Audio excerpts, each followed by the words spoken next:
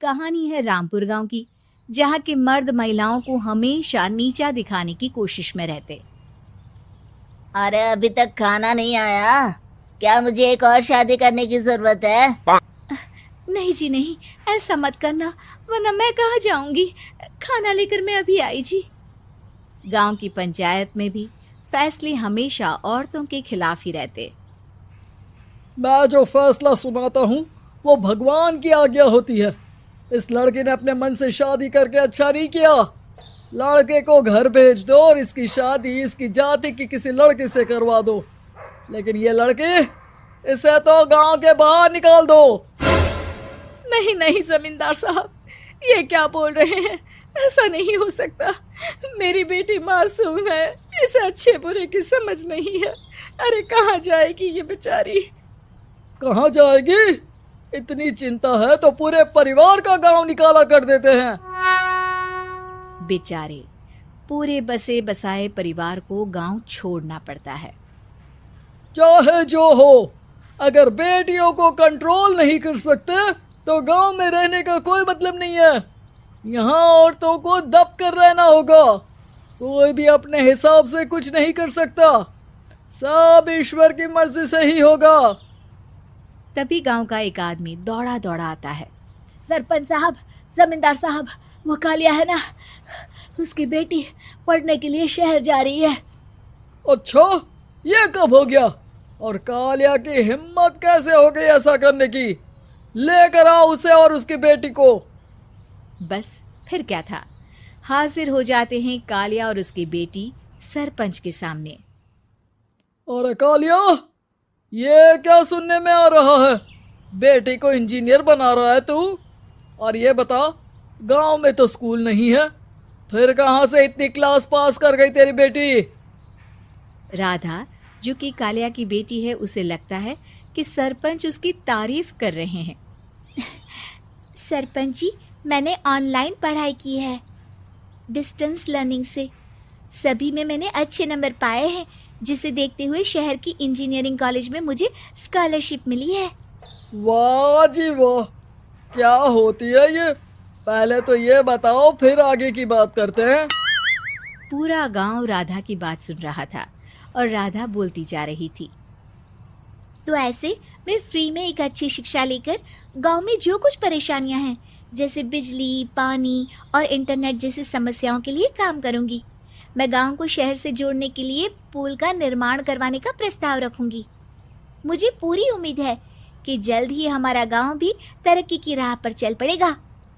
राधा की बात सुनकर सारे गांव वाले ताली बजाने लगते हैं। सरपंच को समझ नहीं आता कि वो क्या करे।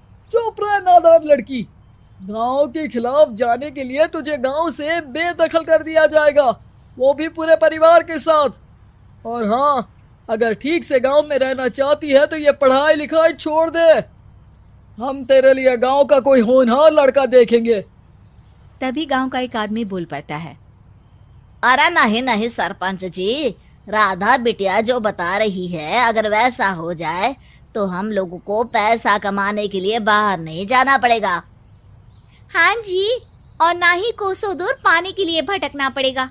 हमारे बच्चे भी अच्छी पढ़ाई कर सकेंगे और आगे बढ़ेंगे, ना कि हमारी तरह खेती करते बैठेंगे। क्यों गांव वालों, राधा बिटिया का साथ देना चाहिए ना। सरपंच देखता है कि गांव राधा के साथ है तो वो चुप हो जाता है। वो घर आकर अपने सलाहकार से बात करता है, जो बहुत ही चालाक किस्म का इंसान होता है। अरे सरपंच साहब, आपको बहुत ही होशियारी से काम लेना पड़ेगा। एक बार गांव तरक्की कर गया, यहाँ के बालक पढ़ लिए तो कोई ना पूछेगा आपको।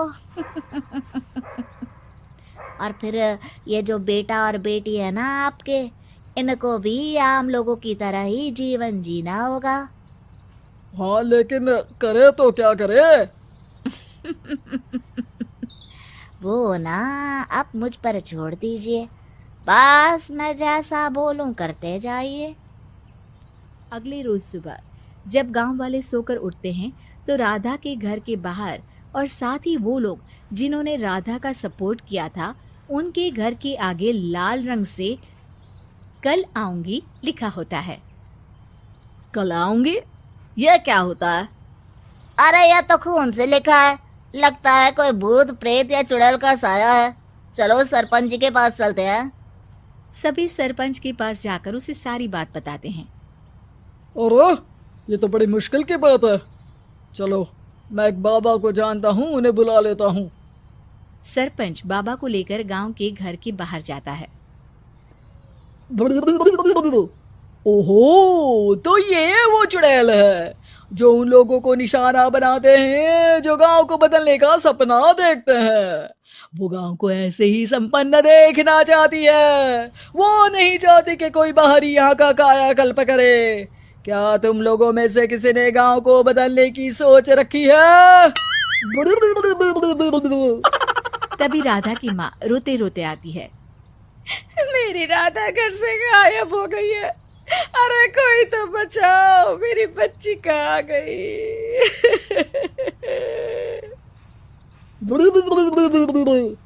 ले गई वो चुड़ैल, तेरी बच्ची को ले गई।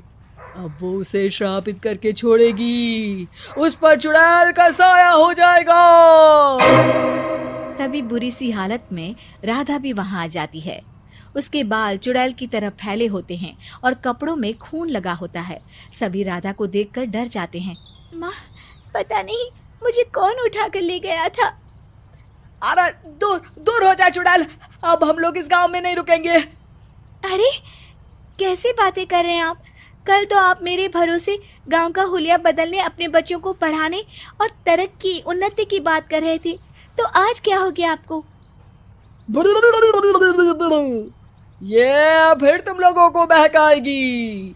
ये चुड़ैल गांव में आ चुकी है, ऐसे ही ये तुम्हारे घर के बच्चों को भी ले जाएगी। गांव वाले राधा को गांव से बाहर निकाल देते हैं। उसके माँ बाप रोते रहते हैं, लेकिन गांव वाले नहीं मानते। मैं भी अपनी बहन के साथ गांव के बाहर रहूंगा, लेकिन वो पढ़ाई नहीं छोड़ेगी। वहीं सरपंच के घर पर सलाहकार कहता है। देखा, सांप भी मर गया और लाठी भी नहीं टूटी। लेकिन अगले ही दिन सरपंच के घर के बाहर भी वही शब्द लिखे होते हैं। और फिर सरपंच की बीवी कहती है, हमारी बेटी को किसी ने अगवा कर लिया है। तभी राधा का भाई वहां आ जाता है। अरे गांव वालों, मैंने सरपंच जी की बेटी को देखा था। वो चुड़ैल उसे उठाकर ले जा रही थी। अरे क्या मजाक कर रहे हो? नहीं नहीं सरपंच जी, आप नहीं जानते। वो चुड़ैल अब आपकी बेटी में आ जाएगी, जैसे राधा के अंदर आ गई थी। तभी सरपंच की बेटी वैसी ही हालत में वहां आती है जैसे राधा आई थी। पापा, पता नहीं कैसे मैं गायब हो गई थी। चुड़ैल, इसके अंदर भी चुड़ैल का साया है, मारो इसे। अरे नहीं नहीं, इसे भी राधा के पास गांव के बाहर ही भेज दो। अरे चुप रहो, मेरी बेटी कहीं नहीं जाएगी और चुड़ैल वुड़ैल कुछ नहीं होता है। अरे कैसे बात कर रहे हो सरपंच जी? आप तो बोल रहे थे कि आपका फैसला भगवान का ज्ञान होता है, तो अपने पर बात आई तो अब आप ऐसे बोल रहे हैं। अरे ना ना ना, आपको अपनी बेटी को त्यागना ही होगा। अरे बुलाओ बाबा को। राधा का भाई बाबा को ले आता है, जिसे अब गांव वालों के डर के कारण सच बोलना पड़ता है। मैं कोई बाबा नहीं हूँ, मैं तो मोची था। ये सलाहकार महोदय ने मुझे कहा था एक्टिंग करने को। अब वो मुझे पैसे देने वाले हैं। अब मुझे माफ कर दो। गलती हो गई, मुझे माफ कर दो। तभी वहां राधा आ जाती है। देखा सरपंच जी, जब गांव के बच्चे साक्षर होंगे तो आप जैसे लोगों की चालाकी नहीं चलेगी। मीरपुर नाम के शहर में तेजस अपनी पत्नी नीरू के साथ रहता था। पति पत्नी दोनों ही नौकरी करते थे।